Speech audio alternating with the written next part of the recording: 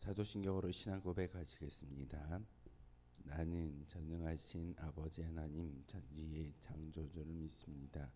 나는 그의 유일하신 아들 우리 주 예수 그리스도를 믿습니다. 그는 성령으로 잉태되어 동정녀 마리아에게서 나시고 본디오 빌라도에게 고난을 받아 십자가에 못 박혀 죽으시고 장사된 지 사흘 만에 죽은 자 가운데서 다시 살아나셨으며 하늘에 오르시어 전능하신 아버지 하나님 우편에 앉아 계시다가 거기로부터 살아있는 자와 죽은 자를 심판하러 오십니다. 나는 성령을 믿으며 거룩한 공교회와 성도의 교제와 죄를 용서받는 것과 몸의 부활과 영생을 믿습니다. 아멘. 찬송가 325장 함께 찬양하겠습니다. 찬송가 325장입니다.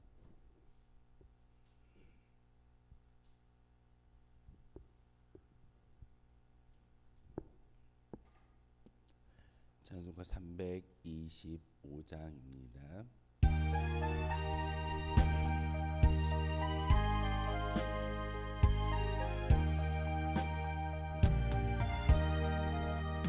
예수가 함께 계시니 시험이 오나 겁없네. 기쁨의 근원 되시네. 예수를 위해 삽시다. 날마다 주를 섬기며 언제나 주를 기리고 그 사랑 안에 살면서 딴 길로 가지 맙시다. 이 세상 사는 동안에 주 이름 전파하면서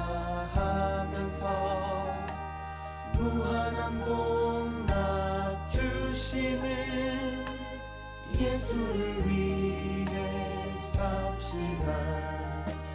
날마다 주를 섬기며 언제나 주를 기리고 그 사랑 안에 살면서 딴 길로 가지 맙시다.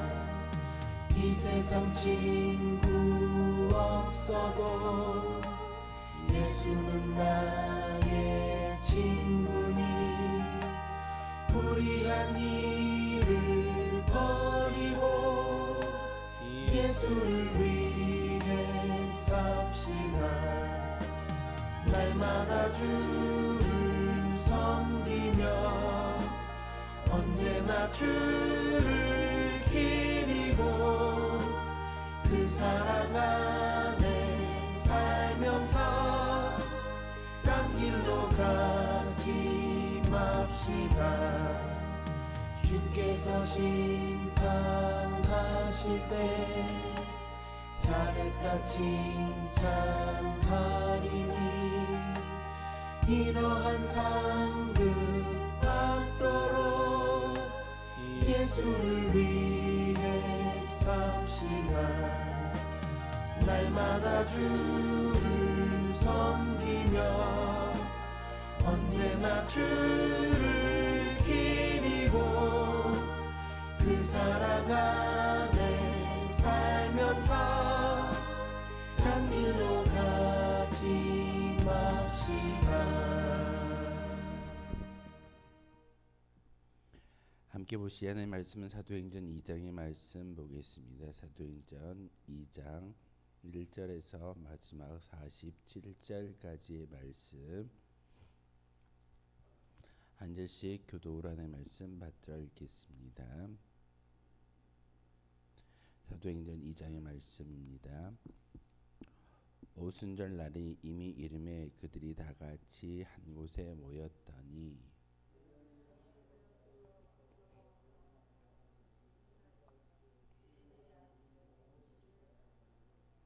마치 불의 혀처럼 갈라지는 것들이 그들에게 보여 각 사람 위에 하나씩 임하여 있더니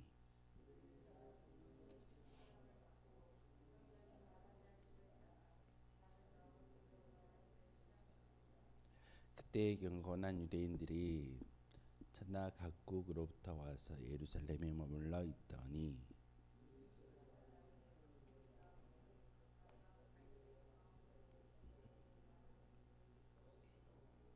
다 놀라 신기하게 여겨 이르되 보라 이 말하는 사람들이 다 갈릴리 사람이 아니냐.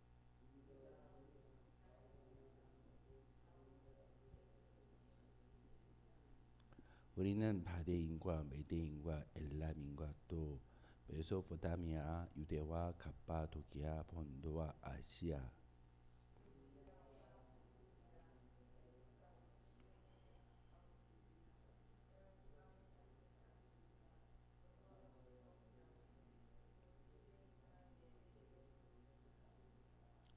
크레데인과 아라비아인들이라 우리가 다 우리의 각 언어로 하나님의 큰 일을 말함을 듣는도다 하고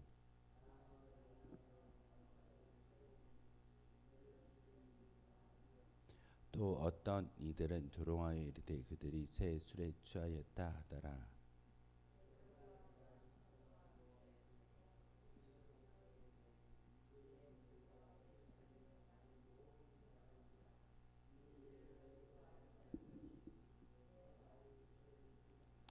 때가 제3시니 너희 생각과 같이 이 사람들이 취한 것이 아니요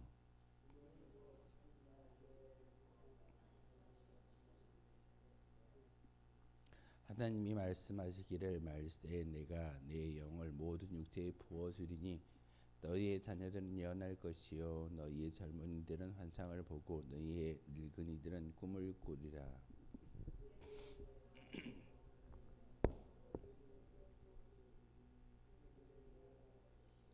또 내가 위로 하늘에서는 기사를 아래로는 땅에서는 징조를 베풀리니 곧 피와 불과 연기로다.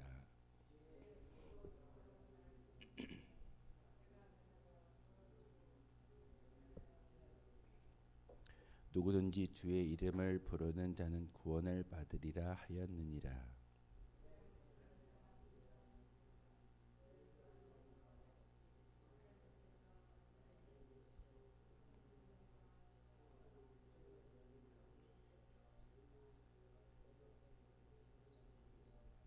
그가 하나님께서 정하신 뜻과 미리 아신 대로 내준 바 되었거늘 너희가 법 없는 자들의 손을 빌려 못 박아 죽었으나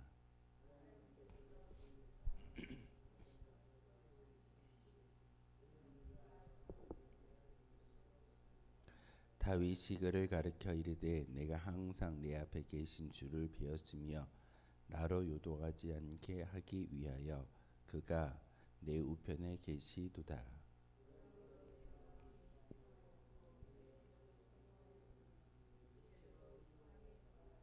이는 내 영혼을 음부에 버리지 아니하시며 주의 거룩한 자로 썩음을 당하지 않게 하실 것이미로다.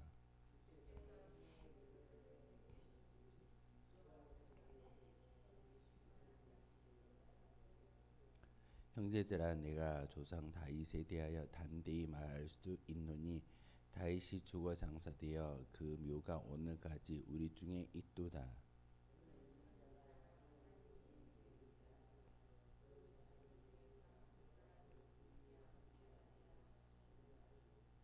미리 본 고로 그리스도의 부활을 말하되 그가 음부에 버림이 되지 않고 그의 육신이 썩음을 당하지 아니하시리라 하더니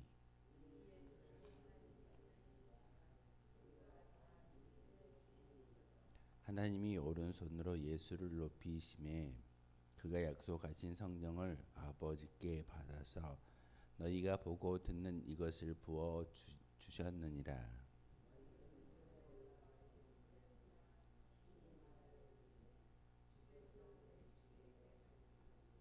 내가 원수로 내 발등상이 되게 하기까지 너는 내 우편에 앉아 있으라 하셨도다 하였으니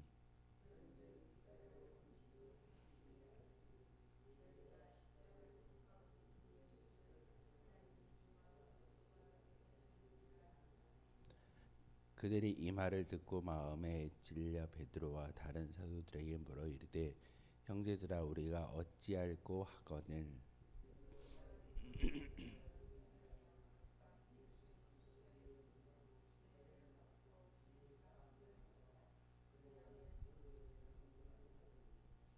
이 약속은 너희와 너희 자녀와 모든 먼 내 사람 곧 주 우리 하나님이 얼마든지 부르시는 자들에게 하신 것이라 하고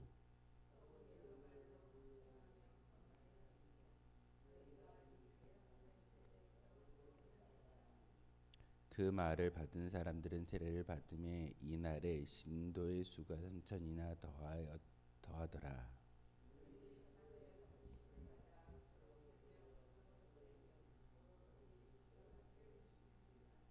사람마다 두려워하는데 사도들도 말미암아 기사와 표적이 많이 나타나니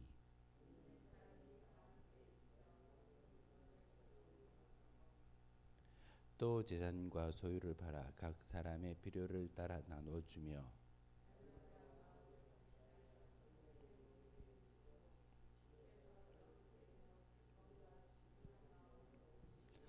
함께 읽겠습니다.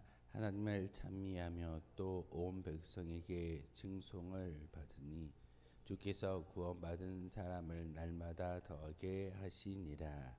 아멘. 사도행전 2장의 말씀은 바로 마가의 다락방의 오순절날 성령의 임재의 경험을 했던 많은 제자들이 특별히 성령이 임재하고 나면 진리의 영 되신 성령님이 말씀하게 하심으로 말미암아 결국은 그들이 말할 수 없는 기쁨 그리고 말할 수 없는 그 진리를 세상 가운데 증언하는 것이 제자들의 모습인 것을 보여주고 있습니다. 성령이 각 사람에게 임하여졌다라고 이야기하는 그 모습을 통해서 사도행전 2장의 이야기는 바로 성령이 우리에게 임하여졌을 때 어떤 증상이 나타난지를 분명하게 보여주는 그런 말씀입니다. 특별히 우리가 성령의 충만함을 주십시오라고 기도하고 그 성령에 대해서 참 많이 이야기합니다. 성령이 오면 뭐가 달라질까요? 성령의 충만함을 갖기만 하면 성령님께서 우리에게 태초에 하나님과 함께 계심을 알게 하십니다. 사실 창세기 1장 1절의 말씀을 믿는 사람들이 그렇게 많지가 않습니다. 태초에 천지를 하나님께서 창조하셨다라는 그 말씀, 저희 아이들에게도 학교에 가서 창조론과 진화론을 참 많이 이야기하는데 그걸 배우는데 창조론보다는 진화론을 더 많이 과학적으로 상식적으로 믿고 따르는 것이 아이들의 모습입니다. 그런데 이 창세기 1장 1절의 말씀을 믿기 위해서는 바로 우리의 어떤 사람의 지식이 아니라 성령의 하나님이 도와주셔야지만 그 태초의 하나님이 이 세상을 말씀으로 창조하셨다라는 것에 대해서 믿을 수 있게 되어집니다. 그리고 성령님이 우리에게 오시면 나라를 다스릴 지혜를 주시는 그런 은혜가 바로 성령의 하나님이십니다. 120명의 제자들에게 성령의 충만함이 임하여졌을 때 그들은 어찌 보면은 작은 무리라고도 말할 수 있지만 120명을 통해서 전 세계의 기독교가 얼마나 많이 전파되어지고 지금도 우리도 그 말씀을 듣고 따르는 예수님의 제자 그리고 하나님의 백성이 되어진 것을 볼 수가 있습니다. 이것은 곧 바로 120명의 제자들이 성령의 충만함을 받고 나라를 통치하며 결국은 하나님의 나라가 확장되어지는데 귀히 쓰임 받을 수 있는 그런 은혜가 바로 120명이라는 숫자가 아니라 120명이 주어진 성령의 충만함을 통해서 이루어진 역사다라고 말할 수 있습니다. 우리 웅천교회도 성령의 충만함이 있다면 바로 그 성령의 충만함을 통해서 지경이 넓어질 것이고 바로 그 지경이 넓어질 때 하나님 나라가 확장되어질 줄 믿습니다.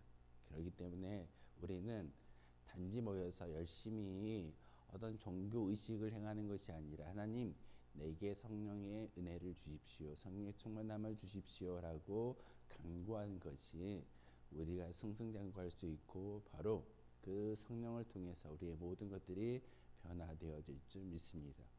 그래서 2025년도 우리 총회표이면서 교회표가 성령 충만함으로 권능을 받아 부흥하는 교회라는 그런 제목을 가지고 1년을 살아가고 있습니다. 전제 조건은 성령의 충만입니다. 우리가 기도할 때, 우리가 모여서 예배할 때, 찬양할 때 다른 것을 요구하는 것이 아니라 하나님 우리에게도 성령의 충만함을 주십시오라고 기도할 수만 있다면 바로 그 성령의 하나님께서 우리에게 찾아와 주시고 성령 하나님께서 많은 것들을 이 땅 가운데 펼치시며 증거하실 줄 믿습니다. 그러기 때문에 우리는 성령의 충만함을 하나님께 간구하는 것입니다. 오늘 본문에 보면은 그 성령의 충만함을 받았던 120명의 제자들이 했던 일을 우리에게 보여주고 있습니다. 다른 걸 말하지 않았습니다. 방언으로서 이야기하는 것은 하나님의 도구입니다. 각 사람들이 알아들을 수 있는 그런 말로 바꾸어서 말씀을 전하는 것이지 바로 내가 열심히 그 방언을 하기 때문에 성령의 충만함을 보여주는 징표가 될 거야 라고 말하지 않습니다. 많은 사람들이 각지에서 왔을 때 120명의 제자들이 방언으로 말하기를 시작하였다라는 것은 각 지역의 언어로 예수님이 인간의 몸으로 이 땅에 오셨지만 죽어짐으로 끝나는 것이 아니라 부활하심으로 메시아로서의 사명을 감당해 주셨음을 그들에게 전파하기 위해서 방언을 허락해 주시는 겁니다. 오늘 말씀에도 각 지역의 지명들이 소개되고 있습니다. 왜 그런 지명들이 소개되고 있을까요? 언어가 달라지고 흩어져 버린 그런 사람들 가운데 동일한 하나님의 메시지가 있다는 사실입니다. 사실 바벨탑 사건을 통해서 수많은 사람들이 한 언어를 가지고 하나님께 대항했습니다. 그랬을 때 바로 하나님께서 그들에게 언어를 혼잡게 만드심으로 세상이 흩어져 버렸지만 성령이 오는 그 순간 우리는 방언이라는 하나님의 언어를 통해서 하나된 언어를 가지고 말할 수 있게 됨을 우리에게 보여주고 있습니다. 이제는 갈래갈래 그 흩어져 버린 그런 언어가 아니라 방언이라는 하나님의 언어의 단일화를 통해서 하나님께서 하나님 나라를 하나하나 만들어 가시는 것을 바로 사도행전 2장을 통해서 우리에게 보여주고 있습니다.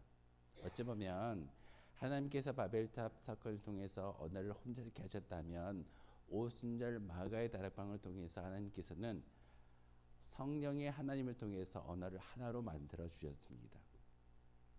방언이라는 하나님의 언어를 가지고 한 언어를 통해서 한 분이신 예수 그리스도를 자랑하기 위해서 증언하기 위해서 우리에게 언어를 주셨다라는 것입니다.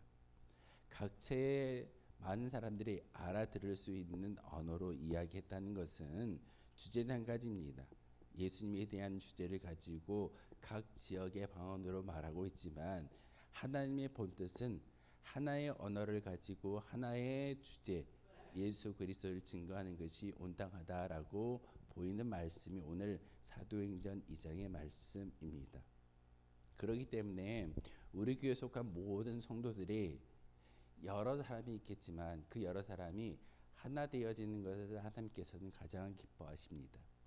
이 마음 저 마음 갈래갈래 나누어진 마음이 아니라 한 마음을 가지고 한 뜻을 가지고 한 목표를 바라보는 것이 온전한 교회의 모습인 것을 우리는 성령의 임재 사건을 통해서 우리에게 보여주고 있습니다. 그런데 우리가 알고 있듯이 베드로가 성령의 충만함을 받고 나서 많은 사람들 앞에 이야기를 합니다. 설교를 합니다.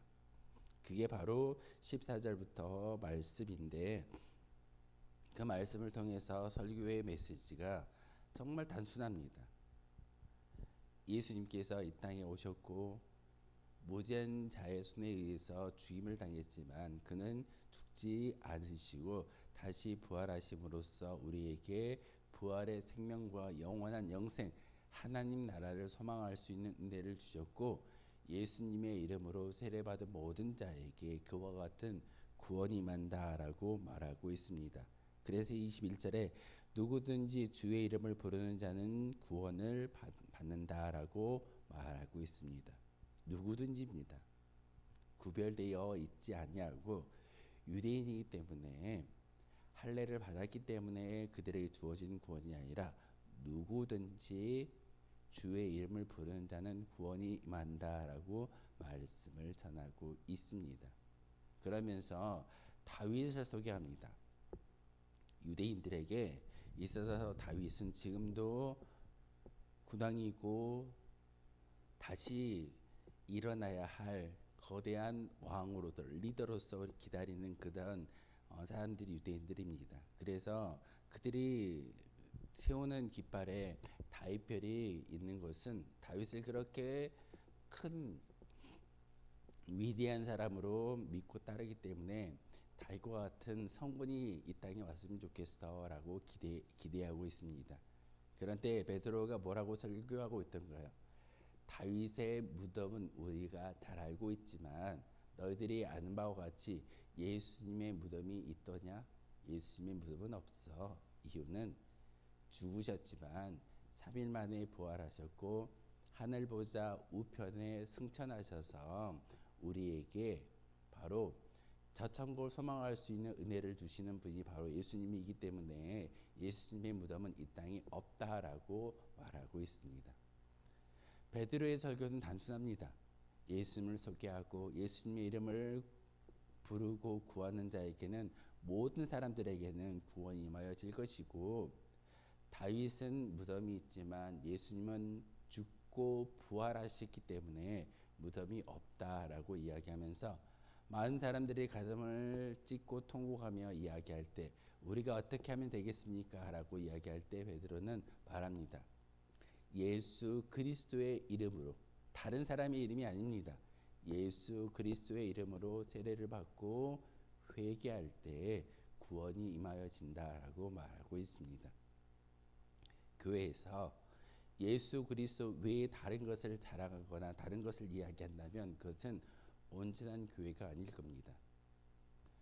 모든 사람이 바로 예수님을 자랑할 수 있어야 되는 것이고 예수님을 증언하게 하기 위해서 성령의 하나님이 우리 가운데 임하여진다는 사실입니다. 그렇기 때문에 바로 성령의 충만함을 가질 수만 있다면 예수님을 누가 말하지 않아도 자랑할 수 있고 증언할 수 있는 그런 힘은 바로 내 힘이 아니라 나와 함께 하시는 성령의 하나님이신 것을 우리에게 보여주고 있습니다. 오늘 사도행전 2장을 통해서 성령의 충만함을 받았던 제자들이 어떻게 바뀌어졌는지 우리도 그렇게 바뀌어졌으면 좋겠습니다. 성령의 충만함을 가지고 바뀌어진 모습, 그리고 베드로가 설교했을 때 3,000명, 5,000명이 회심하고 되돌아오는 것도 중요한 사건이겠지만 죽음을 불사하고 세상에 나아가서 예수님의 증언자로 살았던 베드로의 모습을 다시 한번 생각해 보십시오. 불과 며칠 전만 해도 사람들이 무서워서 도망하였고 갈릴리로 도망쳤던 제자가 베드로였습니다. 그런데 몇 날이 못 되어 예수님을 만난 이후에 성령의 충만함을 받고 났더니 결국은 사람들 앞에서 죽음을 불사하고 예수님을 증언하는 예수님의 제자가 되어짐을 볼 수가 있습니다. 우리도 이와 같은 삶을 살아가기 위해서 성령의 충만함이 있기를 소망하는 것이고, 그리고 성령의 충만함이 있었을 때 오롯이 오늘 말씀에 믿는 사람이 모든 물질을 통용하고 함께 모여서 공유하며 나누며 증거하는 것, 이게 바로 초대교회의 모습입니다. 우리 교회도 이와 같은 모습으로 회복되어지는 귀한 한날 되어주기를 주님의 이름으로 소망하겠습니다. 기도하겠습니다. 거룩하신 주님, 참으로 감사를 드립니다. 하나님의 은혜 가운데 저희들 주님의 성전에 올라와 기도하게 하시고 말씀을 통해서 특별히 성령의 하나님 임재를 경험했던 초대교회 오순절 마가의 다락방에 성령의 임재 사건을 경험하게 하시옵고 듣게 하시오니 참으로 감사를 드립니다. 하나님, 우리 가운데 성령의 충만함이 있었을 때 온전히 성부 하나님과 성자 예수님과 성령의 하나님을 통하여서 우리가 구원받은 백성으로 살아갈 수 있는 은혜와 감격이 우리 가운데 임하여질 줄 믿습니다. 하나님, 다시 한번 우리의 마음 가운데 성령의 충만함을 주시고 성령님이 하셨던 말씀처럼 열매를 맺게 하시고 많은 사람들에게 예수님을 증거할 수 있는 진정한 믿음의 고백자들이 바로 우리가 되기를 소망합니다. 하나 되게 하기 위해서 이 땅에 오신 그 예수 그리스도의 그 선물 되어 주신 성령님이 우리 운천교회 모든 성도들에게 부어짐으로 다시금 한 마음 한 뜻으로 기도하게 하시고 찬양하게 하시고 예배할 수 있는 믿음의 공동체 되게 하여 주옵소서. 그리함으로써 날마다 구원받는 사람들이 더할 수 있는 거룩한 믿음의 지단이 바로 이곳이기를 소망합니다. 하나님 함께해 주시고 성령의 충만함을 허락하여 주옵소서. 예수 그리스도의 이름으로 기도하옵나이다. 아멘. 하늘에 계신 우리 아버지, 아버지의 이름을 거룩하게 하시며 아버지의 나라가 오게 하시며 아버지의 뜻이 하늘에서와 같이 땅에서도 이루어지게 하소서. 오늘 우리에게 일용할 양식을 주시고 우리가 우리에게 잘못한 사람을 용서하여 준 것 같이 우리 죄를 용서하여 주시고 우리를 시험에 빠지지 않게 하시고 악에서 구하소서. 나라와 권능과 영광이 영원히 아버지의 것입니다. 아멘. 오늘 말씀을 생각하며 기도하도록 하겠습니다.